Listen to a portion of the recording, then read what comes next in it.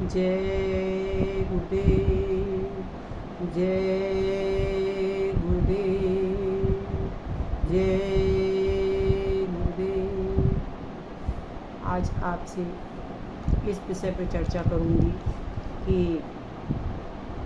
संत की महिमा क्या होती है, संत किस तरीके से हम सब जीवों की रक्षा करता है और उसका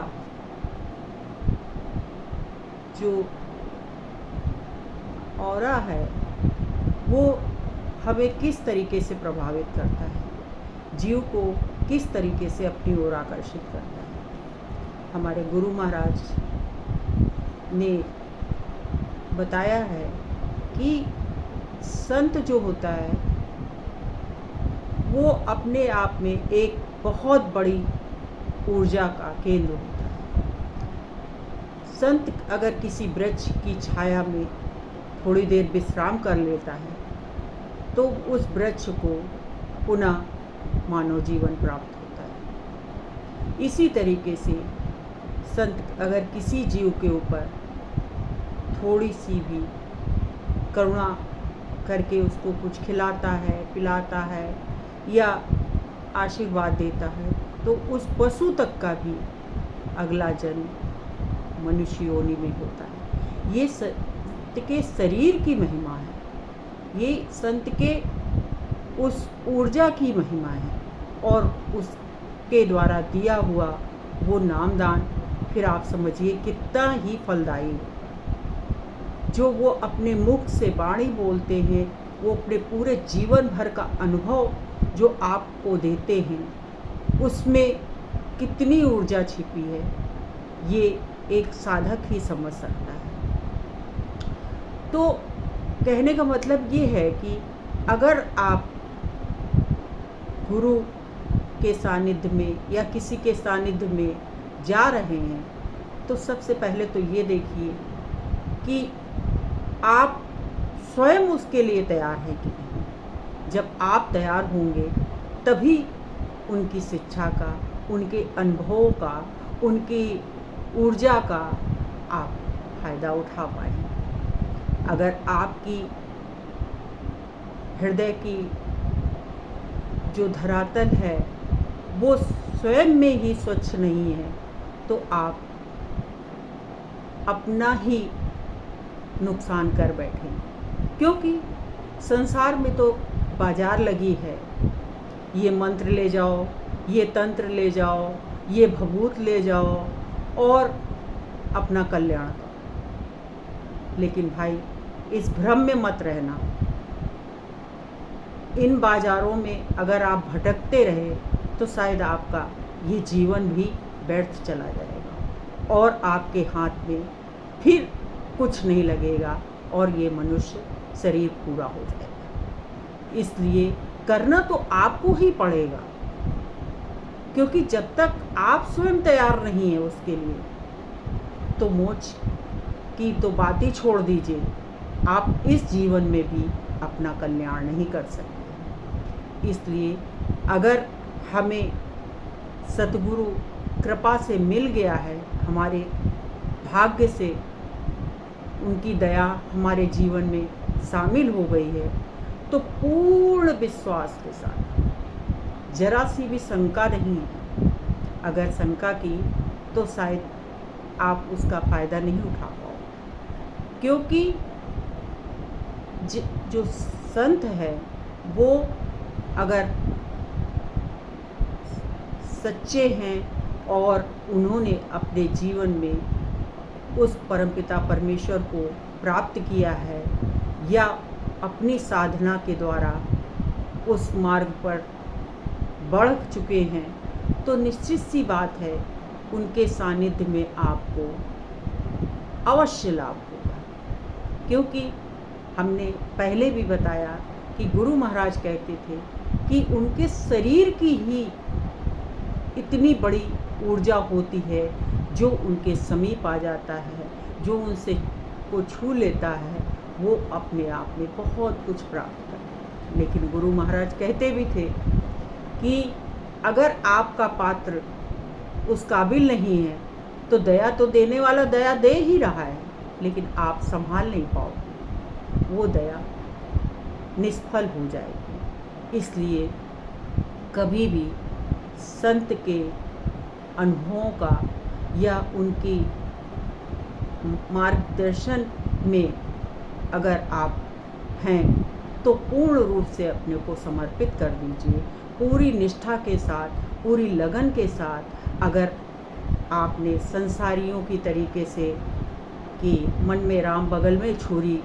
वहाँ इस फार्मूले का अगर इस्तेमाल किया तो आपको कुछ भी नहीं मिलने वाला है। एक जन्म क्या, आप 7 जन्मों तक उनके पीछे लगे रहो, लेकिन आपको कुछ भी हासिल होने वाला नहीं। इसलिए उनकी शिक्षाओं पर सर्वप्रथम अमल करना सीखो और वो जिस तरीके की सेवा आपको दें उसको अपना धर्म समझ करके, उसको सेवा समझ करके आप करते रहो। निश्चय ही आपको भक्ति में वो जगह मिलेगी जो कि मिलती है बहुत से साधकों में, बहुत से संत महापुरुषों ने अपने अनुभव में उनको लिखा है। लेकिन आपको उसके लिए खुद को तो तैयार करना ही पड़ेगा। ये धरती हमेशा महापुरुषों से भरी रही है और ये धरती जब तक रहेगी तब तक इस धरा पे महापुरुष और संत सद्गुरु मिलते ही रहेंगे और वो जीवों का कल्याण करते हैं।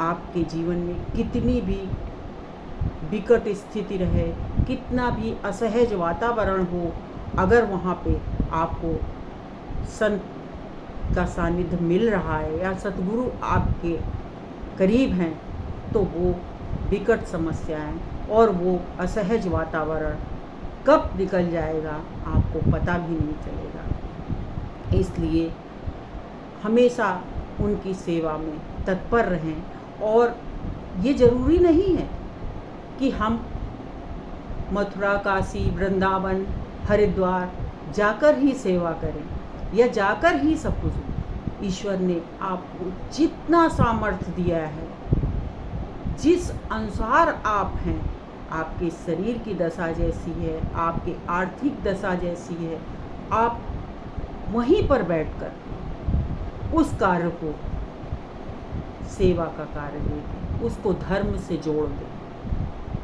जरूरी नहीं है कि सभी लोग उतना समय निकाल पाएँ या उतना आर्थिक रूप से मजबूत हों कि वो हर बार उनके दरबार में हाजिरी लगा सके और उनका सानिध्य प्राप्त कर सके। तो नाम जप तो कहीं पे भी किया जा सकता है, लेकिन उसके लिए आपको स्वयं उस तरीके से श्रद्धा और पूर्ण सच्चाई के साथ आपको वो नाम लेना होगा। अगर आप किसी दफ्तर में काम कर रहे हो तो वहाँ पे जो भी कार्य आपको दिया गया पूरी निष्ठा, ईमानदारी के साथ और उसको एक सेवा समझ करके कि ईश्वर ने मुझे ये सेवा का अवसर दिया है, आप करें।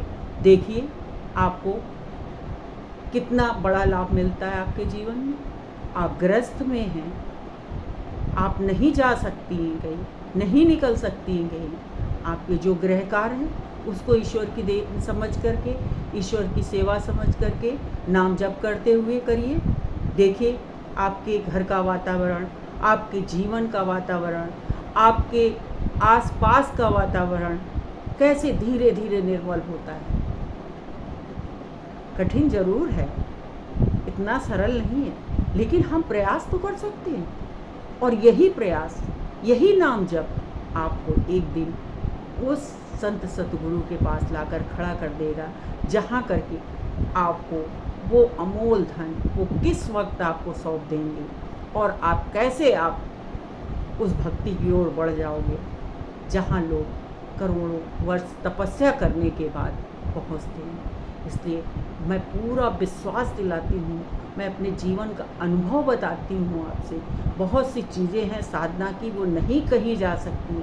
बहुत सच्चा मार्ग है, बहुत सही मार्ग है। जिसने पाया है उसने चिल्ला चिल्ला के ये कहा है कि नाम जप की शक्ति परम शक्ति है, लेकिन आपके अंदर सच्चाई मत भटको इधर उधर।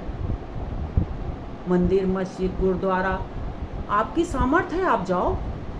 आपके अंदर इतनी क्षमता है कि आप गरीबों का कल्याण कर सकते हो, उनकी सेवा कर सकते हो, करो। आर्थिक रूप से करो, मानसिक रूप से करो, बौद्धिक रूप से करो, लेकिन ईश्वर की सेवा समझकर। देखिए आप इसी मनुष्य जीवन में आपको कैसे प्रभु कब और कहाँ मिलते हैं, ये तो तब आप समझेंगे जब आप इस रास्ते पे स्वयं चलेंगे। कोई भी कितना भी चिल्ला चिल्ला कर कहे कि हमने पाया, हमने पाया, हमने देखा, हमने सुना, आप नहीं मान पाओगे जब तक स्वयं उस मार्ग पे नहीं। और ये हमारी रामायण, महाभारत, गीता, जितने भी ग्रंथ हैं, आप देखिए सब उन संत महापुरुषों के अनुभवों से भरा हुआ है और उनकी जो जीवन भर का कठिन तप था उसका निचोड़ उसमें रखा है। और वो निचोड़ यही कहता है, कलयुग केवल नाम बधाना। अरे बहुत सरल है इस कलयुग में, आप बढ़िए तो इस मार्ग की ओर, कुछ करिए तो। लेकिन आपकी उस आराधना में, उस भक्ति में, उस पूजा में पूरी सच्चाई। ऐसे नहीं है कि अजगर करे न चा करे। और उसको देखिए उस जंगल में भी ऐसे नहीं उन्होंने कहा कि उसको उस जंगल में भी वो ईश्वर भोजन देता है।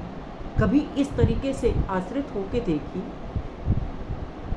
कभी वो किसी को भूखा नहीं सूखने देता। कर्म करने के लिए जरूर आप स्वतंत्र हैं, लेकिन विश्वास भी आपको ही करना है। इस कर्म को करने के लिए भी उस ईश्वर ने आपको चुना है। इस चीज को मानिए। देखिए आप हर पूजा, हर कर्म उस भक्ति में जोड़ता है कि नहीं। ये बहुत बड़ी चीज़ है।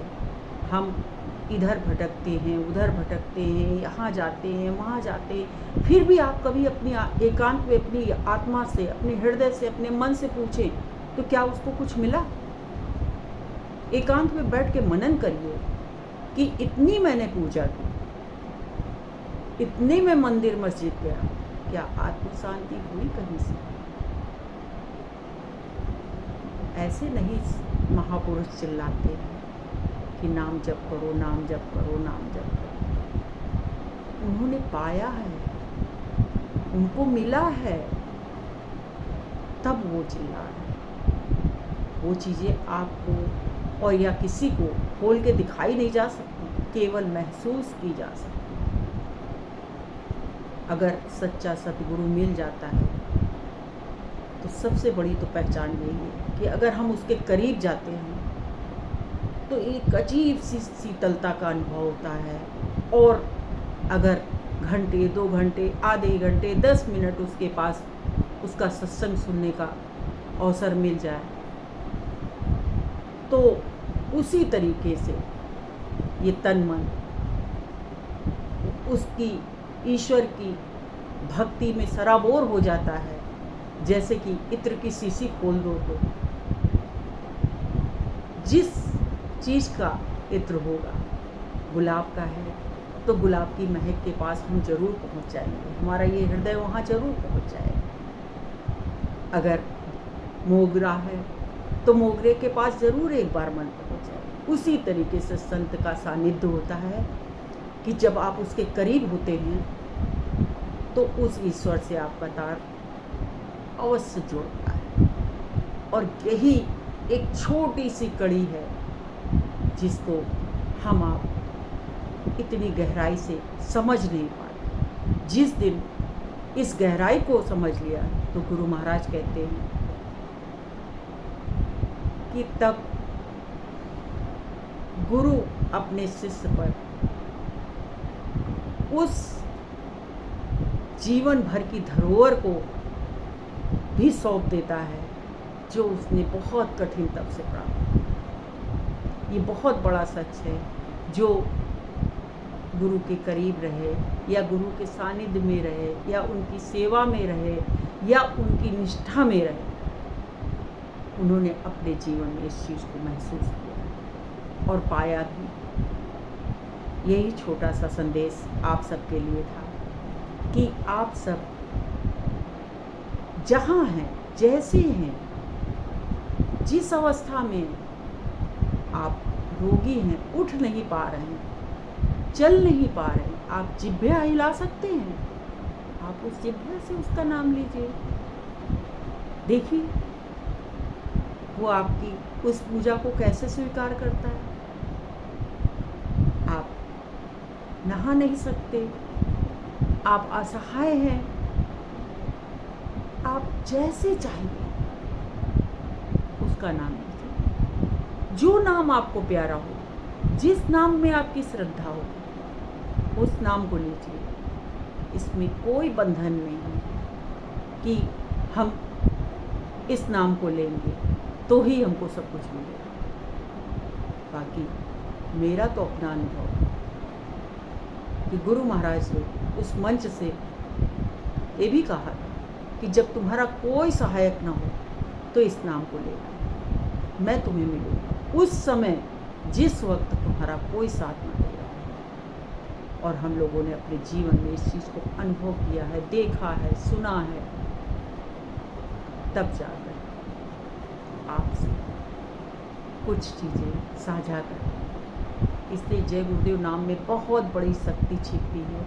आगे चलकर आप सभी खुद ही महसूस करेंगे।